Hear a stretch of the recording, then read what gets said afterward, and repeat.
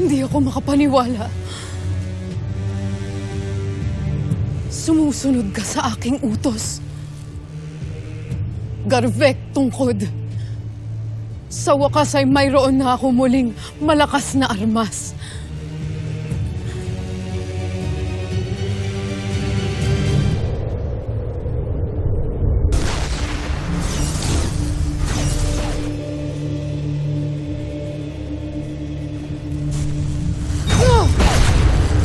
Sumusunod sa kanya ang tungkod ni Gargan, pagkat kinikilala nito ang natitira pang kadiliman sa loob ni Mitena.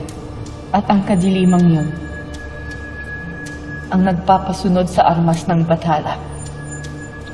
Sana piliin mo pa rin ang tamang landas, Mitena. Sana'y huwag mo akong biguin. Gaya na idinarasal ko rin, sana ay hindi rin ako biguin ni Tera.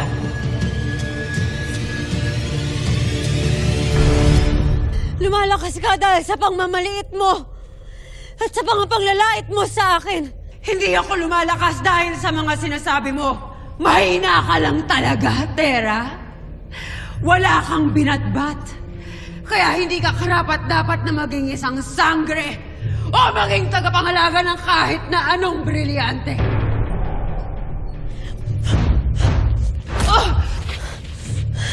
Hindi ka nga nanggaling sa lakas ko.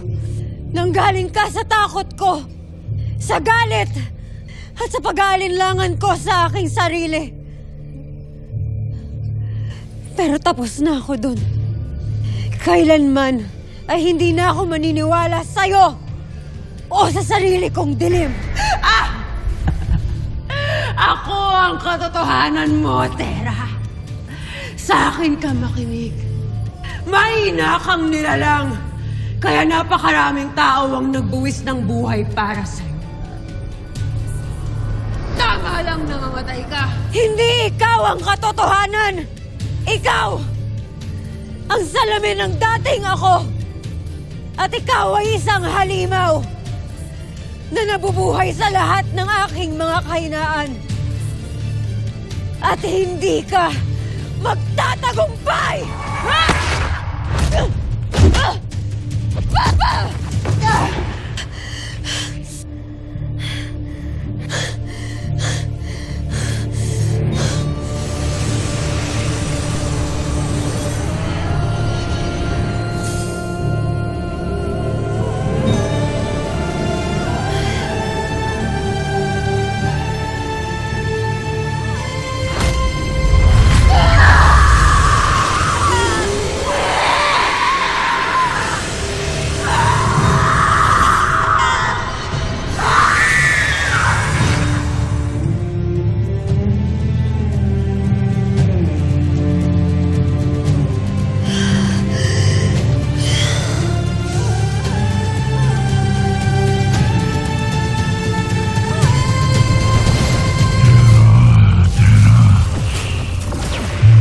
Akalain na meron ka palang sapat na tulong upang makita ang pinagmumulan ng lakas ng aking nilikha.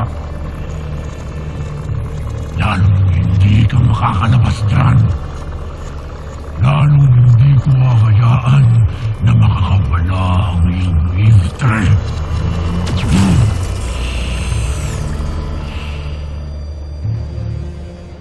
Ngayon, ano at sino na lang ang aking kukuning kapanalig upang harapin at labanan ng mga paparating na sangre.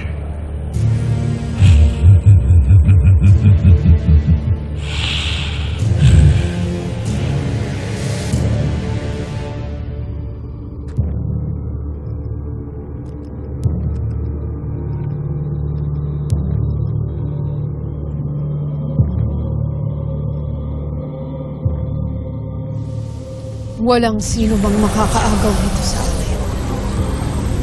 Pangangalagaan